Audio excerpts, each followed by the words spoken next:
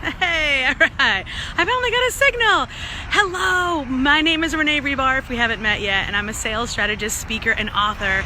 And I am here for the S Word Live. I come live every Wednesday right here on my business page. And today I'm in downtown Detroit. You can see the Detroit Institute of Art right there, the big tractor trailer. And we've got the Michigan Science Center right back there. Woohoo! And so today I want to talk about what is outreach and why you should do it. People think outreach has to be spammy or creepy. No, outreach is you showing up, being wherever you are, whether it's a live networking event, hello, say hello as you join, or whether it's online in a Facebook group or on LinkedIn, whatever it might be, your goal is to show up and say hello, deliver value, give a funny quip, even if it's a meme or something funny. It could be just telling a joke. And when other people show up, you greet them, you say hello. That could literally be like outreach. People always compliment me on my group and why it's so fun. And I say, oh my goodness, my group is just like my house. If you were to come to my house, I would also make sure that you knew where the bathroom was and knew where snacks were. So in essence, that could be another form of outreach. But on the internet, people get really messed up about outreach. We forget, or even in person at these networking events, we can make it feel really weird and awkward. And so how do you do that without feeling weird or awkward? Well, my advice is to do it slow, right? Especially on the internet, it takes longer to get to know someone and for someone to trust you than it does when you meet them in person. So let's talk about both scenarios. Why you should do outreach, number one, online. So let's say you hypothetically go into a Facebook group or you're posting something and someone comments on it.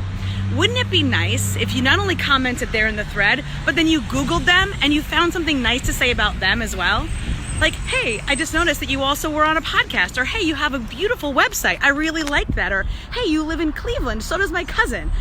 Anything to be a nice, kind, warm person, to reach out, right? It's like extending a hand. That's all it is. That's all outreach is. You're opening the lines of communication and you're opening the door for conversation. And that is where everything good can start. You also have, of course, the opportunity to ask a question. If you're one of my students or you've been in one of my programs, you know that I always encourage to ask a simple question, you know, so that they have an opportunity to respond, right? Like, oh, have you always lived there? Or, oh, how many times do you go on podcasts? Or do you have your own? Or have you thought about starting one? Whatever it might be. So you never know where these conversations might go. And some of them will lead into new clients, and some of them will lead into great connections that bring new clients, and some will just be nice people that you know now on the planet internet. For example, for me, I'm actually here at the DIA today for a very specific reason that has to do with outreach. I'm a podcast listener. I love podcasts. And this time of year, I'm always in my car, traveling, visiting. And so I was listening to a podcast, one of my favorites, and I heard one of the guests. And I said, you know what, I'm going to look that person up. And I do this a lot. Well, this particular time, I looked the person up and I realized they live in Detroit. This particular person does very much similar work to me, but in a different way. And so I sent the person a LinkedIn message and they responded and said, you know what, we should totally meet. And I said, we totally should. And I'm here today and I'll be meeting this person in about an hour. So pretty neat. I don't know the person, but I'm open to all the possibilities. I don't know. Maybe this person will just be a nice friend. Maybe this person will lead to new clients. Maybe this person will lead to new opportunities that I hadn't thought of yet. But that's for the online world. So whether you're listening to a podcast or whether you go into a group, be open to the possibilities and connect with people. Do that outreach.